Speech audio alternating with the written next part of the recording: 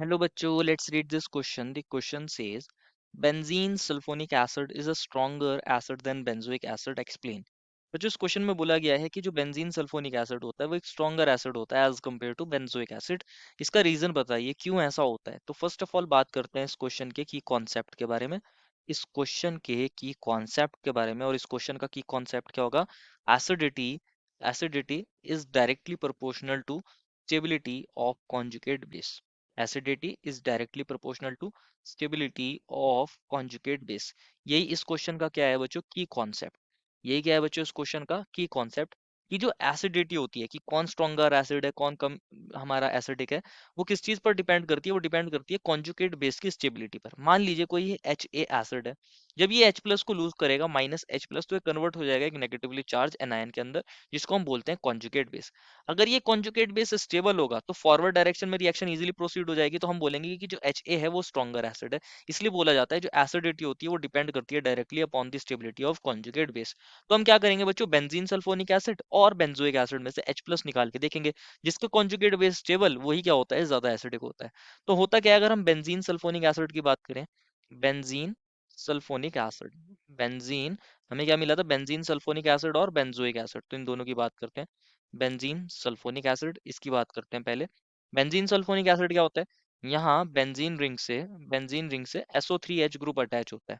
SO3H group attach, जब ये अपने H प्लस को लूज करेगा माइनस H प्लस, तो कन्वर्ट हो जाएगा किसके अंदर, यहाँ पर ये बेंजीन रिंग और यहाँ SO3 पर नेगेटिव चार्ज, ये डबल बॉन्ड हो और यहाँ ये ऑक्सीजन पर होता है नेगेटिव चार्ज। इस तरीके से बन सकता है।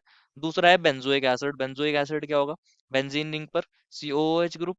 बेंजोइक एसिड के अंदर क्या होता है, ये बेंजोइक एसिड मीन्स कि ये बेंजीन रिंग है और इससे ये C double bond OH group attach होता है। जब ये H प्लस को लूज करेगा माइनस H प्लस, तो कन्वर्ट हो जाएगा बच्चों किसके अंदर, C double bond O negative group के अंदर। यहाँ C double bond O negative के अंदर क्या हो गया, कन्वर्ट हो गया।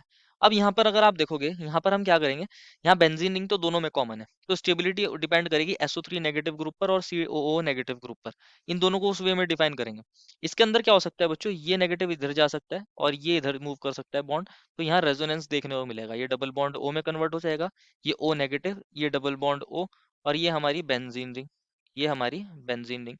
फर्दर क्या हो सकता था इसके अंदर, ये वाला नेगेटिव चार्ज यहाँ जा सकता था और ये बॉन्ड इधर भी मूव कर सकता था। तो यहाँ S डबल बॉन्ड O और ये भी डबल बॉन्ड O, और यहाँ पर ये O नेगेटिव में कन्वर्ट हो जाता, और यहाँ पर क्या हो गया है, ये हमारी बेंजीन रिंग। इस तरीके से दिखाया है।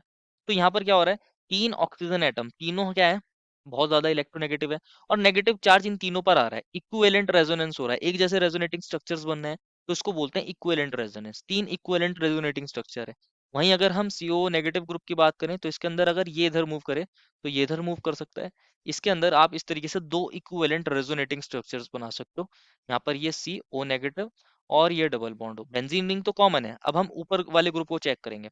यहाँ पर क्या है, एक जैसे रेजोनेटिंग स्ट्रक्चर्स हैं, इसको बोलते हैं इक्विवेलेंट रेजोनेंस, और यहाँ पर वो वाले इक्विवेलेंट रेजोनेटिंग स्ट्रक्चर सिर्फ दो हैं, टू इक्विवेलेंट रेजोनेटिंग स्ट्रक्चर्स। यहाँ पर कितने इक्विवेलेंट रेजोनेटिंग स्ट्रक्चर हैं, सिर्फ दो। कितने हैं, दो। और यहाँ जो नेगेटिव चार्ज है, दो ऑक्सीजन एटम पर डिस्पर्स हो रहा है। पहले इस वाले ऑक्सीजन पर, देन यहाँ ऑक्सीजन पर, दो इलेक्ट्रोनेगेटिव ऑक्सीजन एटम पर डिस्पर्स हो रहा है। लेकिन यहाँ पर क्या है, जो ये नेगेटिव चार्ज है ये तीन ऑक्सीजन पर क्या हो रहा है, डिस्पर्स हो रहा है, तीन ऑक्सीजन पर डिस्पर्स हो रहा है।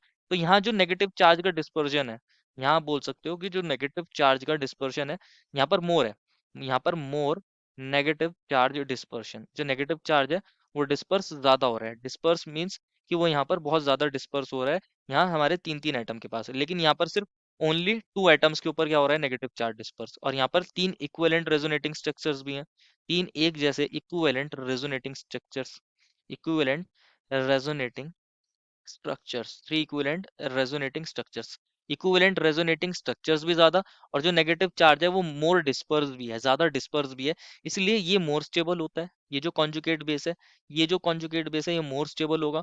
और ये कंपैरेटिवली जो ये हमारा हमारा ये बना है बच्चों conjugate base, comparatively less stable होगा। कंपैरेटिवली, बहुत कम स्टेबल भी नहीं, लेकिन कंपैरेटिवली हमारा जो ये बेंजीन सल्फोनिक एसिड ने जब अपना H प्लस लूज किया है, उसके कॉन्जुगेट बेस से कंपैरेटिवली लेस स्टेबल होगा। इसलिए बोलते हैं कि जो बेंजीन सल्फोनिक एसिड है, जो हमारे पास ये वाला हमारा बेंजीन सल्फोनिक एसिड होता है, ये ज्यादा एसिडिक होता है as compare to benzoic acid. यही इसका रीजन है, क्योंकि यहाँ पर जो कॉन्जुगेट बेस है वो ज्यादा स्टेबल होता है और यहाँ पर conjugate base comparatively less stable होता है।